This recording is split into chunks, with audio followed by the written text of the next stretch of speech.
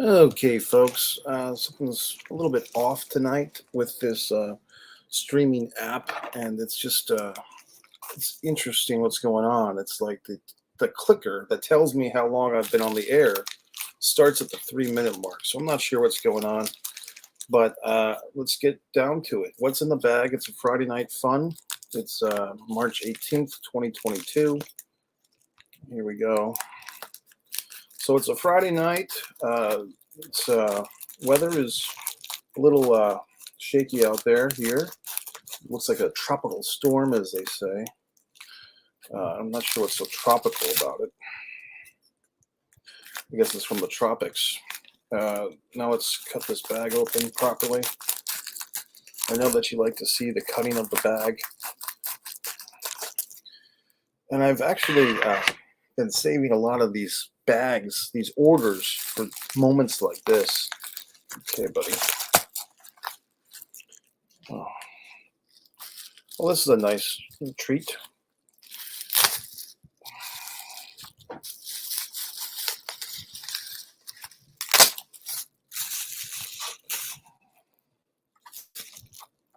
Really good shape here. Nicely boxed.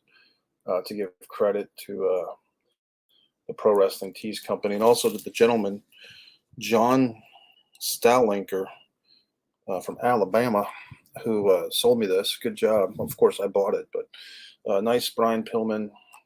For those that don't know, I'm a big fan of Brian Pillman, the wrestler. Nice career he had, and this cool. Played for the Cincinnati Bengals. Too bad they did not win the Super Bowl this year in his honor. Of course, a lot of people say, well, gee whiz, Mike, who was Brian Pillman's best match against? I would lend you to, I think it was Super Brawl 1, Brian Pillman versus none other than Barry Windham. Okay, folks. This one I think is going to be fun. Let's see here. By the way, if you happen to be seeing this live on a Friday night, maybe all my subscribers, which the number is getting increasing by the day, thank you. Be sure to tell your friends, or maybe even your enemies. I did have a little Twitter fun today. I was kind of the heel. I got some Twitter heat, which I'm pretty good at. But, it's one of those deals where there's a law of diminishing returns on Twitter, being a Twitter heel. But I kind of enjoy it.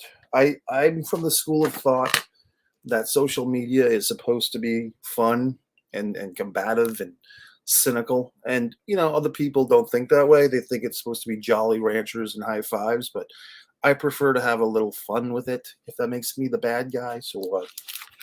Here we go, folks.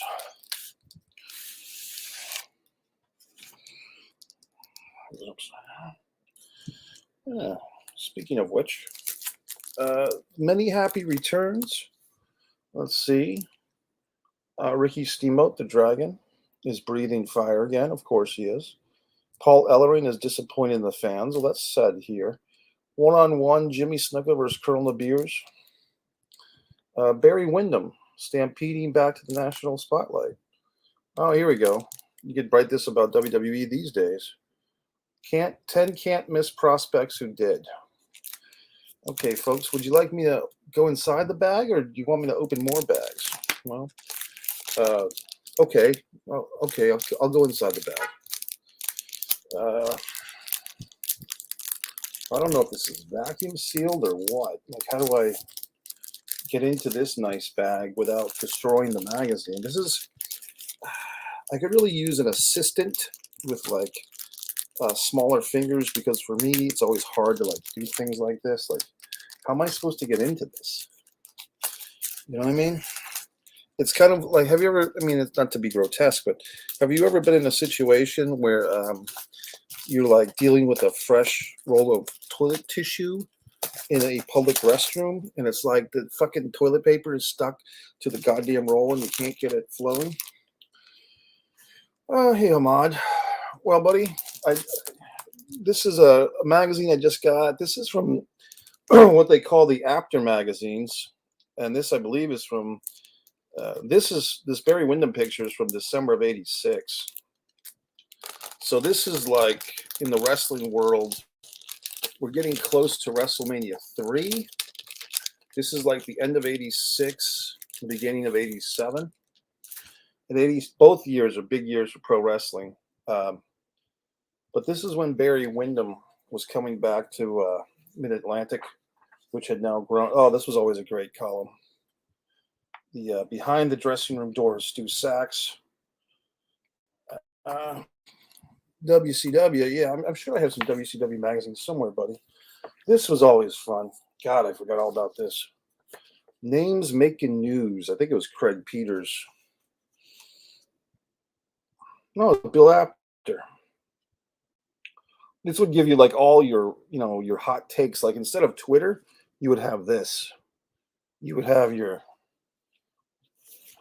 information. Well, here's the thing, buddy, and I'm just gonna have to take that. Yeah, I want to take this on because you're saying sweet the first of the dirt sheets. Well, not really, because unlike the dirt sheets, I want to go off on this, buddy. The dirt sheets, Meltzer, Alvarez. You so I've never subscribed to the Wrestling Observer. I've thought about it. I mean, when I came across it, Montreal Screwjob, he was getting a lot of circulation with people. But I kind of stayed away from the Observer because I didn't really want things to be spoiled for me. Like at the time, I just thought, oh, this guy has all the inside scoops, but he's going to ruin everything for me. Like the guy who reads all the scripts before he goes to see the movies, who knows everything that's going to happen. I'd rather be surprised.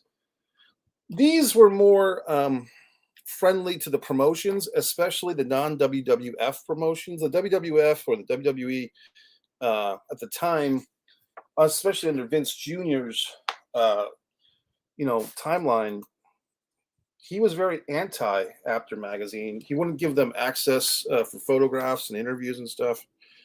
So you'd have, oh my God. See, to me, buddy, this is like murderer's row of great wrestlers.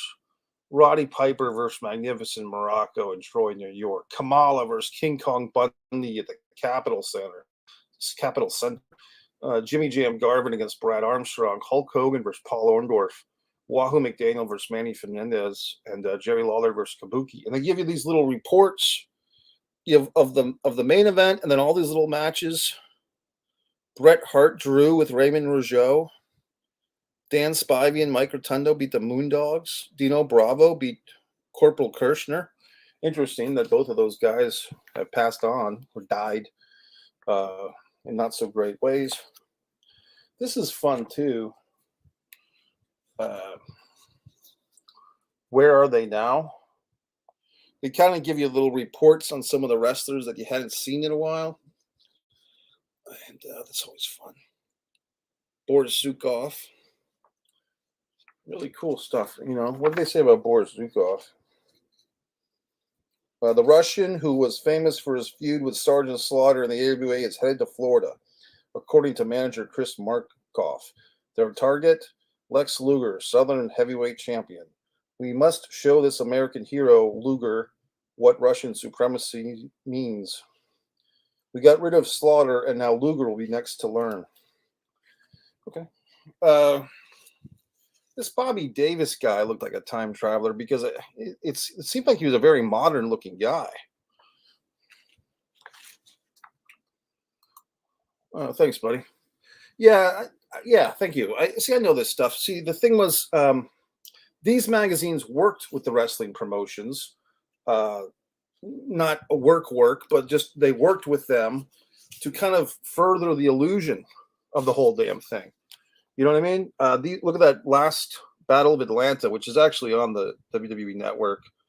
That match was like kind of the Tom McGee, Bret Hart, the match that everybody wanted to see, but nobody did. So if you look up the Tommy Rich versus Buzz Sawyer, I don't know if they have it on Peacock, but they had it on the network at one point. The match hadn't been seen in like 30 years. Bruno Sammartino and Larry Zbyszko. That might be Sid. That's Humongous right there with the leg drop, but that might be the Sid Humongous, or either that or the other guy Humongous. That's David Sammartino or Bruno Sammartino Jr. Sweet Brown Sugar, who I think that was Skip Young. Sometimes he was a little confusing because he kind of wrestled very much like Coco Beware. Oddly enough, just as I said Coco Beware's name, speak of the Candyman, he shall appear. And there he is, Coco. Look, he's got a bird on his trunks. But yeah, this was right when he came over to the WWE around this time.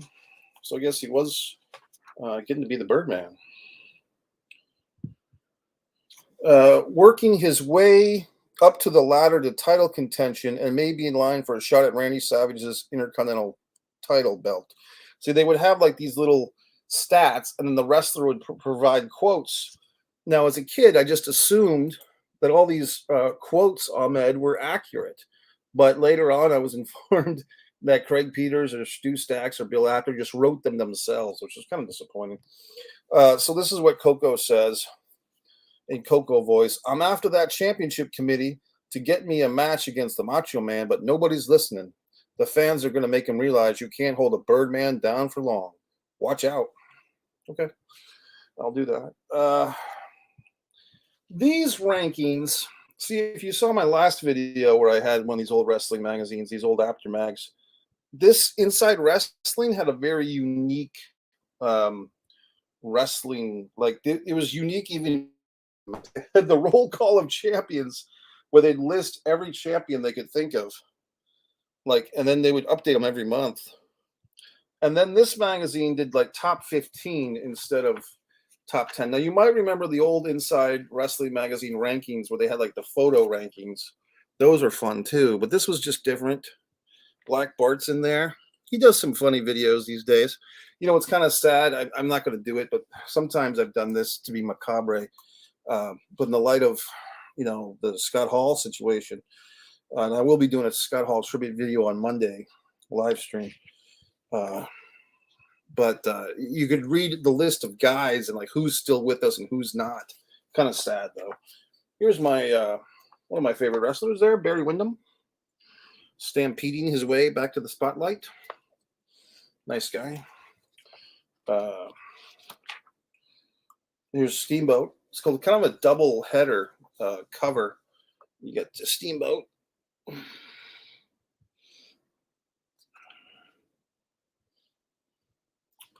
That Steamboat Savage feud was really quite good. Okay, buddy. Oh, Precious Paul. He's disappointed in the fans. I believe from the top of my memory, what he was disappointed in is that the fans did not vote the Road Warriors Tag Team of the Year for 1986. They lost out to the Midnight Express. Yeah, I remember it, and here it is. The question from Associate Editor Craig Peters is Tag Team of the Year in 1983, 84, and 85. In 86, well, nothing. People are saying that the dynasty has collapsed. What do you say? Hot take on the interview there, Craig. And then Precious Paul answers, I say nonsense. You know, I want to say right from the start that I'm disappointed in the fans. All I'm hearing is that the Road Warriors have lost their killer instinct. The Road Warriors have failed to win titles. The Road Warriors are not what they were 2 years ago, Paul. And then Craig interjects, but you have to admit, Paul, that the Warriors, and Ellery cuts him off. Look, does anyone say how fearsome Hawk has been? Does anyone say how fearless Hawk has been for wrestling with a broken leg in a series of scaffold matches against the Midnight Express? Does anyone look back to how well Hawk and Animal wrestled as singles this summer in the Great American Bash series? Does anyone recall that Hawk and Animal NWA World Six-Man title at Dusty Rhodes? I'm disappointed in the fans. It just seems to me that there are a lot of people out there who see precisely what they want to see. Nothing more and nothing less. I would much prefer that they see things for what they are and not how they would like to believe that they are. Very profound and very like cutting edge Alex Jones type stuff. You know, Precious Paul laying the smackdown. You know, I guess that's where CM Punk learned all his interview skills. Here's kind of an interesting photo. That's from the legendary scaffold match. And this is Dusty and Animal coming to the ring. Okay. I don't want to bend up this magazine. I want it to be nice and pristine. Imagine Ahmed having X-ray eyes. Are you still with me, Ahmed? Did you leave, buddy? Imagine having X-ray eyes, Ahmed. One man gang there. Hacksaw Duggan. Very exciting. Oh boy. This one is probably rated R. Colonel De Beers had a really kind of cutting edge gimmick, which was he was a racist. He was a South African white racist who was claiming to be part of the De Beers diamond jewelry family. And I guess he had priorly wrestled under a different name in Memphis. I think he was even part of one of those concession room brawls or whatever. But yeah, he's got some oof. Oh boy. Oh man. This is really this is crazy. Very racist stuff here. Damn, this is intense. I mean, this is really jeez. This is unbelievable. This is rough. I mean, this is ungodly. Some of the Colonel De Beers said in that are just unbelievable. I'm still in shock. And what was most shocking about it really was that this was the AWA that wasn't really known for cutting edge stuff. Okay, folks, I think I'm going to move forth. So we've had a night. I guess I'll try to put the magazine back in its little box. You know what I mean? But I hate the stickery stuff. I really do. Oh God. Nothing's easy anymore because this stickiness can kind of like get onto your magazine if you're not careful. I don't like that fucking God. It's so difficult. Jesus. God damn it. Exactly what I didn't want to do. It's just upsetting to me. I guess there's probably all these ways to do these things. So now we go to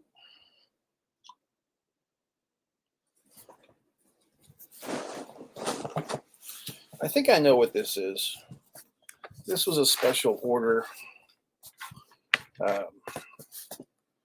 I could tell by the sun. There's actually something that I was expecting to get that I don't think I did get, so I'm a little upset. But I think I know what this is. And you might be wondering, gee whiz, Mike, why would you order such a thing? Why couldn't you just go to the store and buy it? Well, I've become one of those people that hates to do anything. And I've realized that going to the stores in this area, especially the Walmart, it's kind of difficult. There's a lot of other customers. They don't have enough cashiers. So I've been doing this gimmick where I just kind of order stuff and I pick it up in the parking lot of the store, and some kid comes out and gives me my stuff. And I don't want you. Oh my God.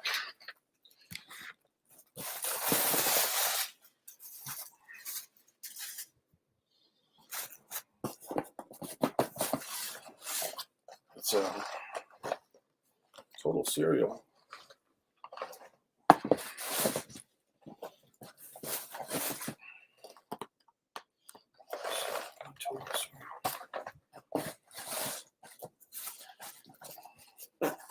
A lesser man would just show you the same box 4 times, but I'm actually showing you all 4 separate boxes on that. A lesser Mike Messier in a different Mike Messier dimension would be showing you just like 1 box. In fact, I'll even be the second best Mike Messier dimension and only show you 3 out of 4. But just trust me, there's 4. Oh, just knock something over. A whole lot of total. You might be wondering, well, gee whiz, Mike, why'd you get so much total? And the answer is because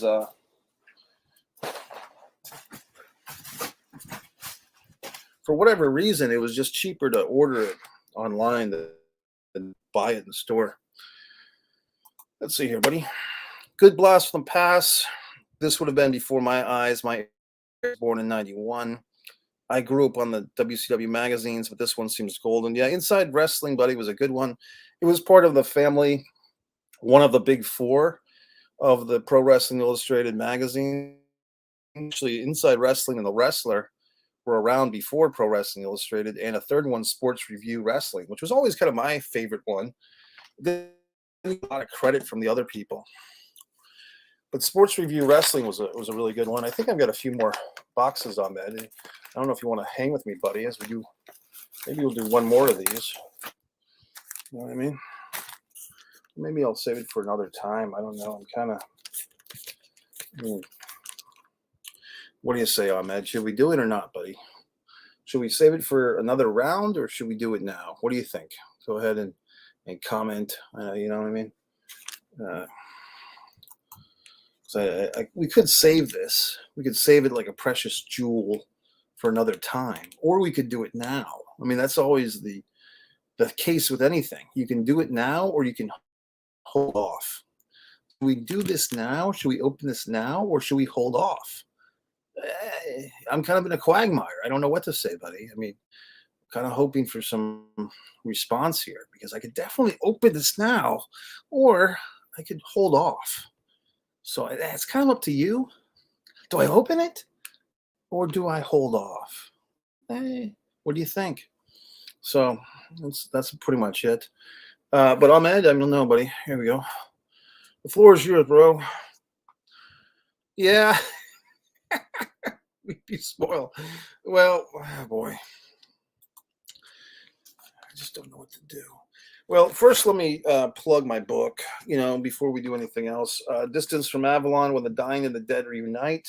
And within days, I should be having a paperback copy of my new book, Fight or Play Basketball. Some people are saying that it's the best book I've written all year. And that's available now on Amazon in hardcover, paperback, Kindle. In some variations, you can even read for free if you're like a Kindle subscriber or however that works.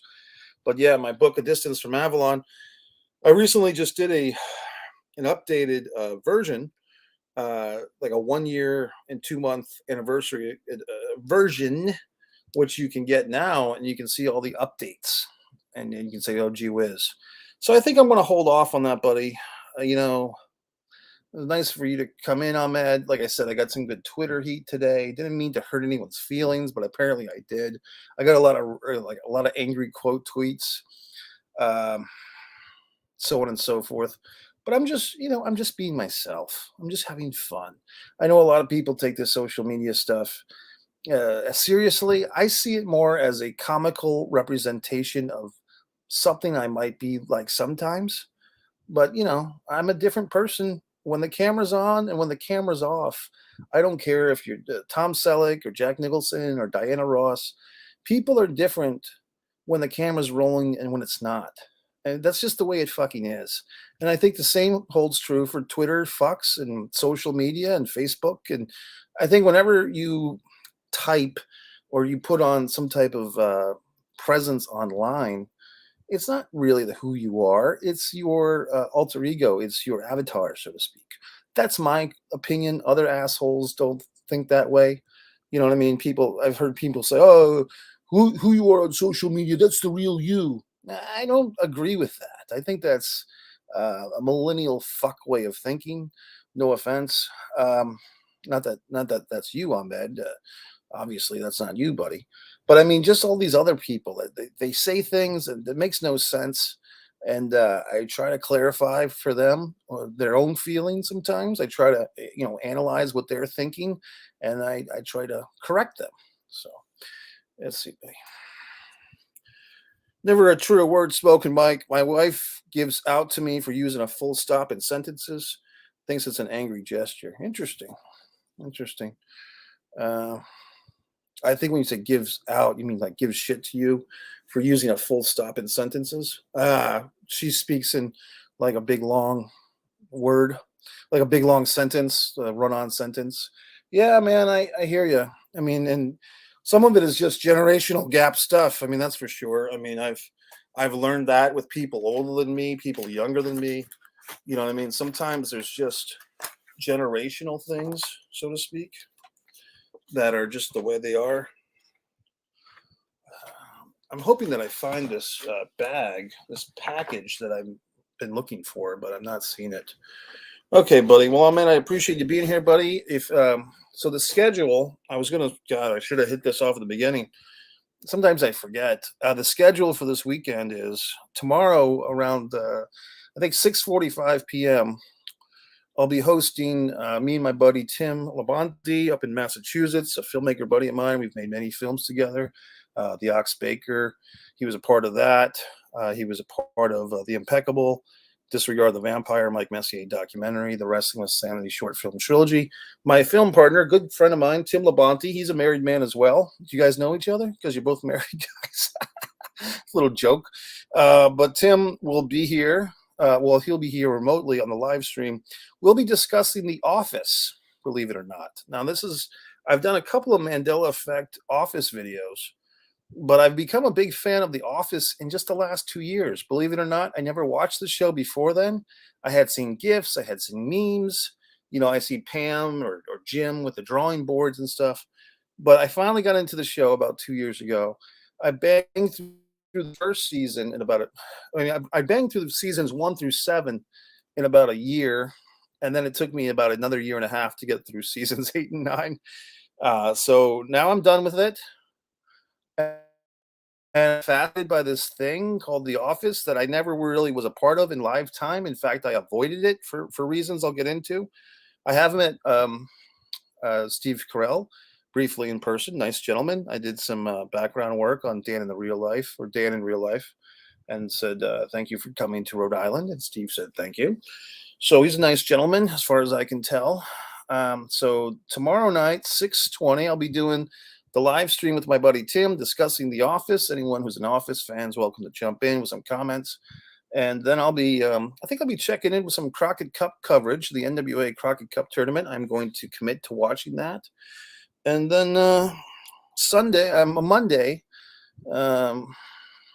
supposed to be doing a Scott Hall tribute hour. So we got a nice big, whole plan. So, buddy, Amanda, we will get to this thing the next time. I know you kind of want me to open it right now, but I think we're going to hold off. Thanks for your encouragement. Okay, everyone, have a good weekend.